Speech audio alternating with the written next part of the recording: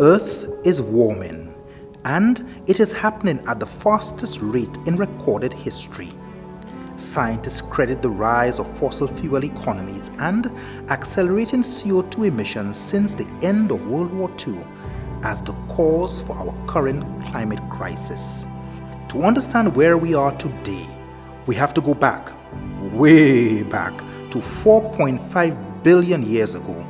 Long before humans arrived, the Earth had been warming, cooling, erupting, cracking, enduring meteorites and slipping in and out of ice ages.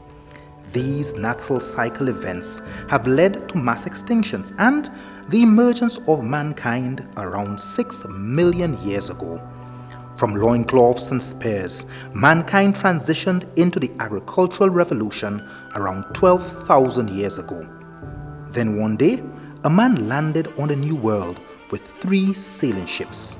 Shortly after, there was a mass migration from the east to the western hemisphere. Then, mankind hit the second jackpot with the discovery of something called fossil fuels, ancient plant and animal matter buried deep underground in the form of coal, natural gas, and oil.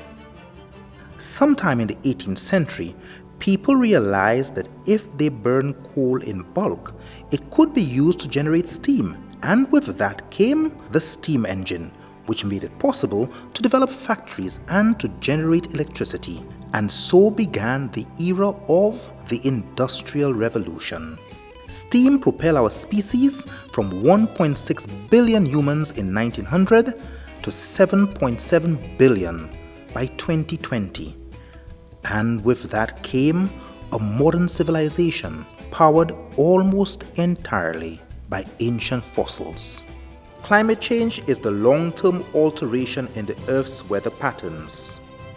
It took nearly a century of research and data to convince the vast majority of the scientific community that human activity could alter the climate of our entire planet. The concentration of carbon dioxide, also known as CO2, a very common greenhouse gas, has increased significantly as a result of the Industrial Revolution and exponential growth in manufacturing activities around the world. Deforestation, agriculture, and fossil fuel use are the primary sources of greenhouse gases. Research has shown that the Earth's temperature has increased by about 1 degree Fahrenheit in the last 100 years. 2019 was the second hottest year in recorded history. China is the largest emitter of carbon dioxide gas in the world, with 9.9 billion metric tons recorded in 2019. About 58% of the total energy generated by China in 2019 came from burning coal alone, and because coal is rich in carbon, burning it in power and industrial plants and boilers release large amounts of CO2 into the atmosphere. Following China are the United States with 4.7 billion metric tons, India with 2.3 billion metric tons, Russia with 1.6 billion metric tons, and Japan with 1.1 billion metric tons. Their main source of pollution comes from transportation, industry, and power generation. Because of this exponential increase in pollution, the Earth is getting hotter in some regions, wetter in others, and weather patterns are becoming unpredictable with crippling effects on lives and livelihoods, especially in small island developing states. I used to survive by pumping water from the river, and the river has more water to pump with my capacity that I have, right? Because I used to do 120 acres of bananas here at one time. I've reduced that to 0 and leasing out the lands instead, and the people that are leasing from me now, they're going through even more difficult times. While patterns vary among islands, many small islands are facing drought and reduced levels of annual precipitation as global temperatures rise, leading to freshwater scarcity and threatening food security. I have a pump that I invested, how much is it, $70,000 on a pump? Yeah, to do 100 acres plus. I used to do this 100 acres and switch it over by night into a dam on the hill where we grow exotics, mangoes and all different kinds of things. There is no water to pump, to use that pump anymore. It's packed in the yard. Now I'm in the process of building a pump that would facilitate me with this present condition, right? Will there be water in the next 3-4 years? I don't know. We'll probably be going to the sea for water. I showed you a river earlier that used to be full with water. That's where I had my irrigation set up. And because of the dry spell, I actually had to remove the irrigation system there because there was no water in the river. And I had to take a longer route to go to the Trumase River, where I would have to spend thousands of dollars in pipelines just to get water to this farm. Climate change is as real as the sun rising tomorrow morning. There are times when the farmers would harvest their yams and get nothing from there because the sun has actually burnt up everything. The vines, even the yam under the ground that it is going to affect. The dashing farmers, sometimes they complain. They go to uproot the dashing and nothing because it's as if the earth sucks it up because of the dry season. Rising levels of atmospheric carbon dioxide reduce the concentrations of proteins and essential minerals in most plant species and significantly decrease their nutritional value. This presents a potential threat to the supply of essential crops and the demands on central government for farm subsidies and relief. A mango that used to weigh 2.5 pounds, now it only weighs 1 pound. And the one that weighed 1 pound 5 years ago, half a pound, quarter pound. That's where we're heading. I mean, the coconuts, problems. We grow the dwarf coconuts. We have them growing after 2.5 years. You can pick them off the ground on the bunch. There's hardly any water in there. Years ago, when you drank one coconut, you felt satisfied. Now you have to drink 2 or 3. Farmers are assaulted by both sides of the climate change sword. I produce 27 tons per acre per annum here on this land. It is banana land. But over these years, we have had serious flooding. And we have serious silt deposits on this ground, up to about 2 and 3 feet in some areas. So we have lost our topsoil. And that's making life very difficult. As it relates to what is in place for the rainy season, I can give all praise to the Taiwanese mission. Because somewhere behind me you can see some hoop greenhouses. That's what was provided for me by the Taiwanese mission. So in the event you get excess water, you can bring down these greenhouses. They will cover your plants, protect your plants from the excess water. Oceans play a major role in climate dynamics.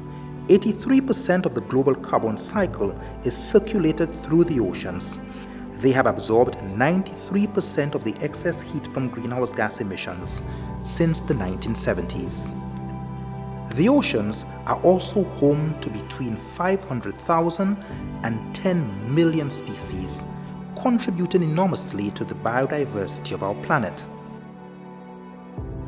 Climate change threatens fish stock, but also creates new opportunities for fishing. Areas in the tropics are predicted to see declines of up to 40% in potential seafood catch by 2050. In contrast, areas in higher altitudes such as the North Atlantic and North Pacific are seeing increases in the range of some fish species. Most of our migratory species in particular, they're not seeing as many. The routes are different. The catchability of the fish is becoming reduced. For example, the dolphin fish, what we have been seeing is that St. Lucia is getting smaller dolphin fish being landed. So there are some cues that we are aware of, but we don't have the big picture. Rising ocean temperatures and increased acidity make it more difficult for marine organisms such as shrimp, oysters or coral to form their shells, a process known as calcification. The entire marine food web is being altered and may result in a crack in the food chain. Consequently, the distribution, productivity, and species composition of global fish production are changing, generating complex and interrelated impacts on oceans, estuaries, and seagrass beds that provide habitats and nursery areas for fish. Most of our fisheries facilities are on the coast of St. Lucia, and that has an impact on them. And not forgetting our fisher folk, which most of them would be living in communities which are vulnerable to floods, storms, etc. The impact of climate change is a story of water, the lack of, the impact due to excess, the abstraction and supply of, and the lack thereof. We've actually witnessed a reduction in the flows at our intakes. As you know, we have surface water sources which relies mainly on rainwater. This year, we saw a reduction of up to 80% at some of our sources. And definitely that impacted our ability to provide water to consumers. Even with the flip side, we do have some issues because with heavy rainfall events, we have a lot of erosion and siltation, and some of our treatment facilities can't handle that level of turbidity. So we would have to shut down some of those facilities because we just can't handle that level of turbidity. We are doing bad this time around because by June into July, we should be able to fill up the dam. We should have a good level, but right now the levels at the dam is so low that we cannot even sustain 3 to 4 pumps at the dam. We have to conserve what we have. If we continue to extract the way that we are extracting the water there, by July we don't have nothing. Climate change is a threat to everyone's physical and mental health. It also impacts air, water, food and shelter. But some groups, socially and economically disadvantaged ones, face the greatest risks, largely due to where they live, their health, income, language barriers, and limited access to resources. In time, they will suffer the worst impacts of climate change unless we recognize that fighting climate change and environmental justice are inextricably linked. Extreme weather events can cause injury, illness, and death. Changing in precipitation patterns and warming water temperatures enable bacteria, viruses, parasites, and toxic algae to flourish. Heavy rains and flood can pollute drinking water and increase our contamination, potentially causing gastrointestinal illnesses like diarrhea and damaging livers and kidneys. Extreme weather events also disrupt electrical power, water systems, and transportation, as well as the communication networks needed to access emergency services and healthcare. Disadvantaged communities are particularly at risk because subpar housing with old infrastructure may be more vulnerable to power outages, water issues, and damage.